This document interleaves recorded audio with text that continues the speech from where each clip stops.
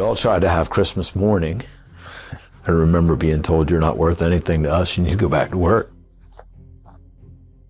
And we knew we were going to find her that day. And I walked to the dining room. And Mike and David Owen pretty much told me what happened. They found her body. I felt like my whole world had crashed. Bienvenue sur Histoire d'un crime. Mais avant de commencer, si vous êtes nouveau ici, sachez que je partage des histoires de crimes, résolues ou non, 2 fois par semaine sur cette chaîne. Si vous appréciez le contenu, n'hésitez pas à vous abonner. Maintenant, préparez-vous à entrer dans le cœur de cette affaire.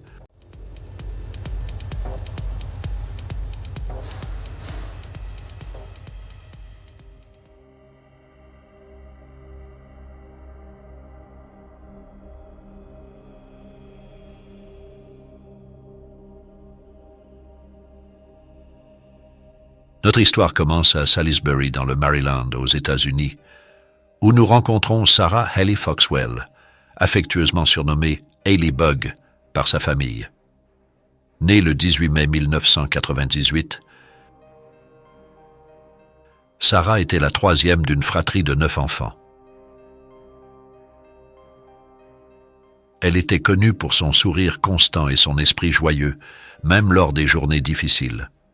Sarah fréquentait l'école primaire locale, où elle était en 6e année. Élève brillante et aimée de ses camarades et enseignants, elle jouait souvent le rôle de médiatrice parmi ses frères et sœurs, toujours prête à aider et à réconforter. La vie de Sarah était marquée par les défis quotidiens de sa famille. Sa mère, Jennifer Foxwell, était une mère célibataire qui travaillait dur pour subvenir aux besoins de ses enfants. En raison de cette situation, Sarah et ses frères et sœurs vivaient temporairement avec leur grand-père et leur tante Amy dans une maison de ferme convertie.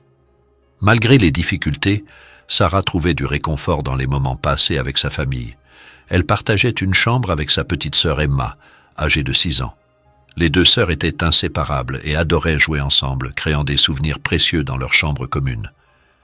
Sarah aimait particulièrement les fêtes de fin d'année. Le 22 décembre 2009, elle était excitée à l'idée de célébrer Noël avec sa famille. Elle avait passé la soirée à jouer et à manger de la pizza avec ses frères et sœurs, profitant de la neige qui tombait dehors.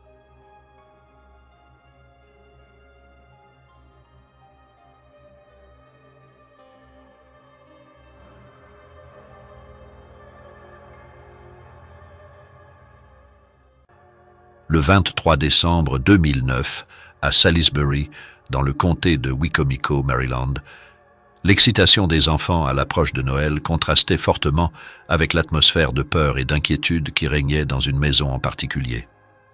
Ce matin-là, Amy s'était levée tôt pour préparer les enfants pour l'école, mais elle remarqua rapidement que Sarah n'était pas dans son lit.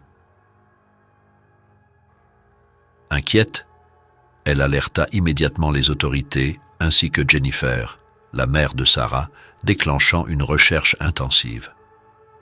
Le shérif Mike Lewis, accompagné du sergent David Owens et d'une équipe de policiers du comté de Wicomico, se précipitèrent chez la famille. Conscients que les premières 48 heures sont cruciales dans toute affaire de disparition, ils lancèrent une recherche désespérée pour retrouver Sarah malgré le froid mordant à l'extérieur. Les enquêteurs fouillèrent les vastes environs et interrogèrent les voisins les plus proches, situés à plus d'1 kilomètre, pour savoir s'ils avaient remarqué quelque chose d'inhabituel la nuit précédente. Ils inspectèrent chaque recoin de la maison, cherchant des indices pouvant les mener à Sarah. À l'intérieur, il n'y avait aucun signe d'effraction, et à l'extérieur, la neige avait recouvert les empreintes d'un véhicule qui aurait pu être présent. Amy, la tante de Sarah, déclara qu'elle s'assurait chaque soir que toutes les portes et fenêtres étaient bien verrouillées, comme elle l'avait fait la nuit précédente. Les enquêteurs vérifièrent de nouveau chaque fenêtre et porte. Tout semblait sécurisé et à sa place. Mais la brosse à dents verte de Sarah et ses chaussons étaient introuvables. Amy mentionna alors qu'il gardait une clé de rechange cachée sous une grenouille en céramique dans le jardin. Cependant, lorsqu'elle alla chercher la clé, Elle remarqua qu'elle avait disparu.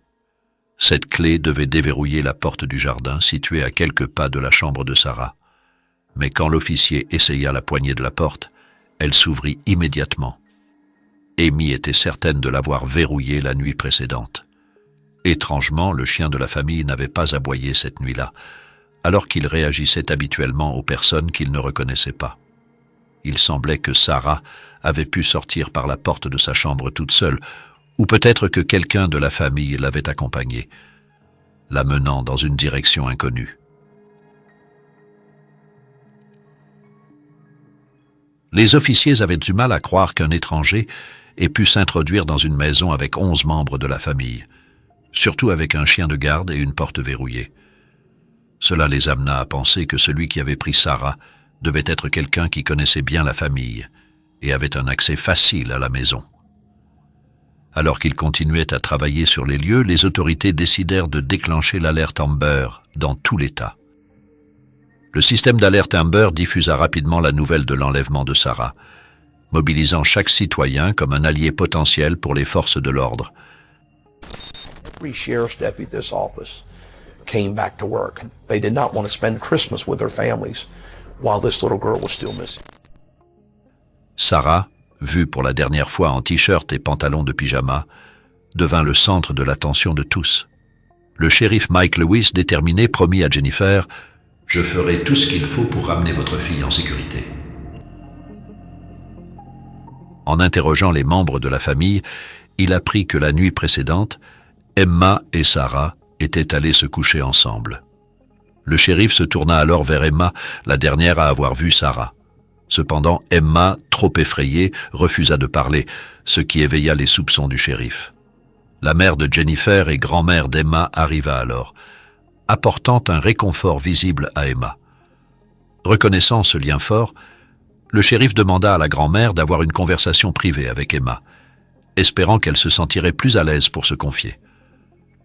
Cette conversation révéla des détails surprenants et confirma les pires craintes. Au milieu de la nuit, un homme s'était faufilé dans leur chambre, perturbant leur sommeil. Sarah, éveillée et inquiète, s'était assise sur le lit, regardant l'homme dans les yeux. Emma, feignant de dormir, observa l'homme vêtu d'un jean bleu, d'une veste orange et de baskets blanches, assis sur le lit avec Sarah, parlant à voix basse. Bien qu'Emma n'ait pas entendu les mots exacts, elle savait que Sarah avait suivi l'homme volontairement, ne portant que des chaussons et un t-shirt. Emma, reconnaissant l'homme, ne réalisa pas la gravité de la situation et se rendormit. L'homme qu'Emma avait reconnu était Thomas Leggs Jr., un ami de la famille âgé de 30 ans et l'ex-petit ami d'Amy, la tante de Sarah. Thomas avait un passé criminel important avec le bureau du shérif de Wicomico, ayant été impliqué dans des crimes de violence contre des femmes et des filles. Son premier accrochage avec la loi remonte à ses 18 ans, en 2002, lorsqu'il avait abusé d'une fille de 12 ans et avait été condamné à 4 ans de prison, bien qu'il soit sorti quelques mois avant la fin de sa peine. Les ennuis de Thomas ne s'arrêtèrent pas là.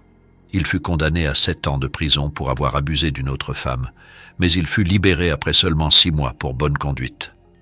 Juste avant la disparition de Sarah, Thomas avait de nouveau attiré l'attention de la police pour avoir agressé une femme d'une manière étrangement similaire à ce qui était arrivé à Sarah. Thomas Leggs is a predator of young girls. He defines the worst of... Amy ne savait pas qu'elle avait involontairement accueilli un monstre dans leur vie. Pour elle, Thomas était un homme amical et apprécié, surtout par sa famille, y compris Sarah. Lorsqu'Amy et Thomas étaient ensemble, il venait souvent chez Amy et parlait aux enfants. Amy chérissait ces moments, les voyant comme des signes de son amour pour sa grande famille. Cependant, ce fut un choc dévastateur lorsqu'elle découvrit le côté sombre et sinistre de Thomas. I think he was plotting and stalking and trying to figure out when he was going to make his move on her. I absolutely think he was plotting. Why do you think he didn't take Emma that night? She wasn't his target. He was obsessed with Sarah as his target. Les enquêteurs n'ont pas perdu de temps pour passer à l'action et se sont rendus à la cabane où Thomas vivait avec ses parents. L'endroit était en désordre, avec des conditions de vie terribles. Malgré une recherche minutieuse, Sarah restait introuvable. Ils amenèrent Thomas pour un interrogatoire, mais son comportement leur parut étrange. Thomas, désigné comme leur principal suspect, resta émotif pendant des heures d'interrogatoire et refusa de fournir des informations sur Sarah. What was your relationship with the girls? I mean, did they like you? We all seem they got along great. Try to be very cautious around the younger girls because of my past and everything else, just so there's no mistakes. I don't be alone with them or anything like that. Okay. And which, if you talk to Amy, she should be able to confirm I was never alone with them whenever we were together, so. Do you still have contact with the girls at all? So once you guys were done, that was it, right? I wouldn't have no reason to have Right. contact with them. Lorsqu'on l'interrogea sur sa relation avec Sarah et Emma, il affirma n'avoir jamais interagi avec elles, ce qui contredisait le récit d'Amy selon lequel il était proche de Sarah. Confronté au témoignage d'Emma, qu'il avait vu emmener Sarah de leur maison cette nuit-là, Thomas prétendit que la fillette de 6 ans était juste une faiseuse de troubles. Les enquêteurs avaient du mal à croire ce que Thomas disait, non seulement à cause de son passé criminel, mais aussi à cause de son comportement troublant lors des discussions sur la disparition de Sarah. Au lieu de montrer de l'inquiétude ou du remords, il souriait et ricanait, comme s'il pensait avoir commis le crime parfait et que la police ne pouvait rien contre lui. Cependant, Thomas insista sur le fait qu'il avait un alibi solide pour cette nuit-là. Le soir du 22 décembre, il affirma qu'il traînait dans un bar avec un ami jusqu'aux petites heures du matin. Lorsque les enquêteurs vérifièrent rapidement son alibi, ils furent surpris de constater que Thomas avait effectivement été vu au bar. Mais voici où cela devient intéressant. Thomas quitta le bar vers 1h du matin et personne, pas même ses propres parents, ne le vit jusqu'à 7h du matin. Où était Thomas pendant ces 6 heures? S'était-il éclipsé chez Amy pour enlever Sarah? Et la question la plus pressante de toutes, où était Sarah maintenant? Malgré l'histoire troublante de Thomas d'agression contre des femmes, il y avait encore de l'espoir que Sarah puisse être retrouvée vivante. Après tout, il n'avait jamais ôté la vie à aucune de ses victimes. En quête de ramener Sarah à la maison en toute sécurité, les enquêteurs ont analysé les relevés téléphoniques de Thomas pour retracer ses mouvements la nuit de la disparition de Sarah. Les forces de l'ordre n'étaient pas seules dans cette recherche. Des personnes de tous horizons se sont jointes, partageant le même objectif, ramener Sarah à la maison. Le 23 décembre, des centaines d'officiers et de bénévoles se sont dispersés dans la région près de la maison de Sarah, fouillant bâtiments abandonnés, forêts, ravins et plans d'eau, ne laissant aucune pierre non retournée. Des chiens des unités cynophiles tentèrent de capter l'odeur de Sarah, tandis que des hélicoptères survolaient la zone, la scannant depuis le ciel. Malgré le mauvais temps et les fêtes approchant, la communauté locale s'était mobilisée pour se porter volontaire. Malheureusement, malgré tous leurs efforts, aucune trace de Sarah n'a été trouvée ce jour-là. Le 24 décembre, les recherches ont repris avec une détermination renouvelée. Le nombre de bénévoles a continué de croître, atteignant un total de 3000 personnes. Le shérif a même dû relocaliser le quartier général dans un grand stade de baseball, car le poste de police ne pouvait pas gérer un afflux aussi important de bénévoles. Pendant ce temps, les enquêteurs ont reçu leurs premières preuves solides liant Thomas à l'enlèvement de Sarah. Lorsqu'il a été amené au poste de police, ils lui ont donné des vêtements propres et ont envoyé ses propres vêtements au laboratoire pour examen. Les experts ont découvert un ADN correspondant à un échantillon prélevé sur les affaires de Sarah. À ce moment-là, les détectives ont conclu que Thomas avait probablement tué Sarah après l'avoir enlevée. Thousands of people on Christmas morning. It literally took my breath away. They didn't care that it was freezing. They didn't care that they had Christmas with their families. Le matin du 25 décembre, des milliers de personnes ont de nouveau envahi les rues, refusant d'abandonner la recherche de Sarah. En cherchant le dernier emplacement connu du téléphone portable de Thomas, ils ont découvert une zone près de la frontière de l'État, à environ 14 km de la maison de Sarah. La zone était principalement une forêt dense avec d'innombrables sentiers étroits la traversant. Des centaines de personnes ont minutieusement fouillé chaque centimètre du territoire. Malheureusement, leurs efforts ont conduit à la découverte la plus dévastatrice. Vers 16 heures, la police a trouvé le corps sans vie de Sarah près de la frontière de l'État. We all tried to have Christmas morning. I remember being told you're not worth anything to us, you need to go back to work. And we knew we were going to find her that day. And I walked to the dining room. And Mike and David Owen pretty much told me what happened. They found her body. I felt like my whole world had crashed. Jennifer, la mère de Sarah, vivait dans l'angoisse depuis la disparition de sa fille. Lorsque la nouvelle de la découverte du corps de Sarah est tombée, son monde s'est effondré. L'autopsie a révélé une vérité insoutenable. Sarah avait subi des violences extrêmes, incluant des agressions physiques et une tentative de strangulation. Ses poumons contenaient de la boue, mais le pire était encore à venir. La cause de sa mort était l'inhalation de fumée, indiquant qu'elle était encore vivante à ce moment-là. She's still alive. He didn't think so. But he lit her on fire. And the autopsy showed that she inhaled the smoke. So yes, she was still alive. La brutalité de ce crime a choqué tout le monde, y compris les enquêteurs. Déterminés à rendre justice à Sarah, ils ont rassemblé des preuves accablantes contre Thomas. Dans son camion, ils ont trouvé des mèches de cheveux de Sarah, des particules de tissu de son pyjama et même sa brosse à dents verte, liant Thomas directement à l'enlèvement et au meurtre.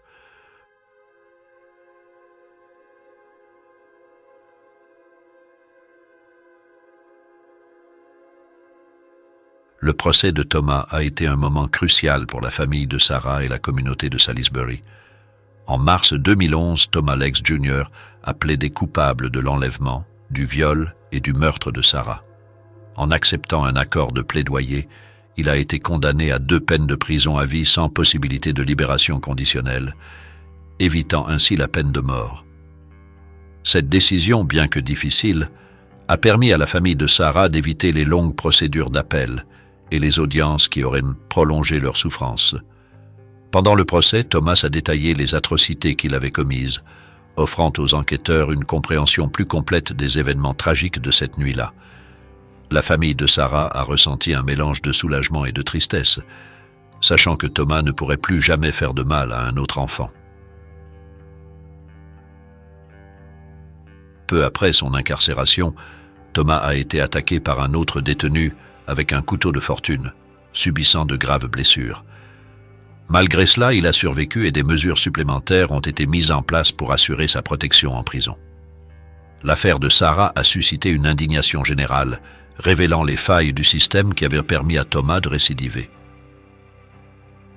En réponse, le Maryland a adopté une nouvelle loi exigeant que toute personne reconnue coupable d'avoir agressé un enfant purge au moins 15 ans de prison avant d'être éligible à la libération conditionnelle.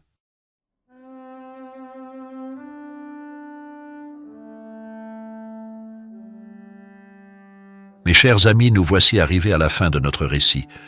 J'aimerais connaître vos pensées sur cette affaire. N'hésitez pas de partager votre avis en commentaire. Et pour d'autres histoires captivantes de crimes réels, n'oubliez pas d'aimer, de partager et de vous abonner à la chaîne. Merci.